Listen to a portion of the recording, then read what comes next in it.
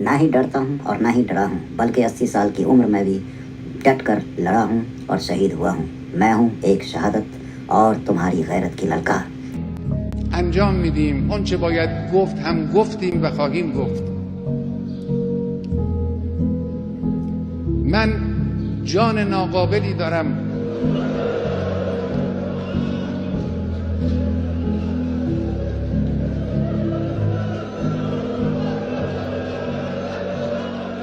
جسم ناقصی دارم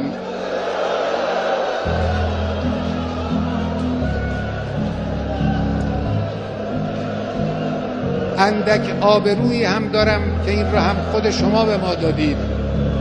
همه اینها رو من کف دست گرفتم، در راه این انقلاب و در راه اسلام فدا خواهم کرد.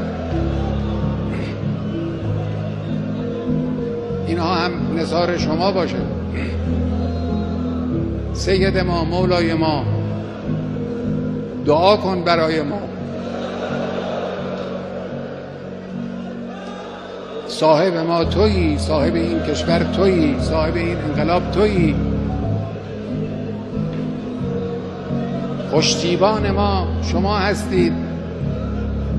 ما این راه رو ادامه خواهیم داد، با قدرت هم ادامه خواهیم داد. در این راه ما رو با دعای خود، با حمایت خود، با توجه خود پشتیبانی بفرما. بسم الله الرحمن الرحیم. اذا جاء نصر الله والفتح ورأيت الناس يدخلون في دين الله افواجا فسبح بحمد ربك. ना ही डरता हूँ और ना ही डरा हूँ, बल्कि 80 साल की उम्र में भी डट कर लड़ा हूँ और शहीद हुआ हूँ। मैं हूँ एक शहादत और तुम्हारी गैरत की ललकार। एक दिन सभी बर्बाद हो गए, बहादुर बनो बेगैरत नहीं। ना ही डर من جان ناقابلی دارم جسم ناقصی دارم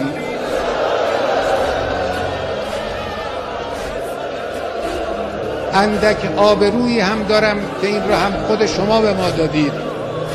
همه اینها رو من کف دست گرفتم، در راه این انقلاب و در راه اسلام فدا خواهم کرد. من جسم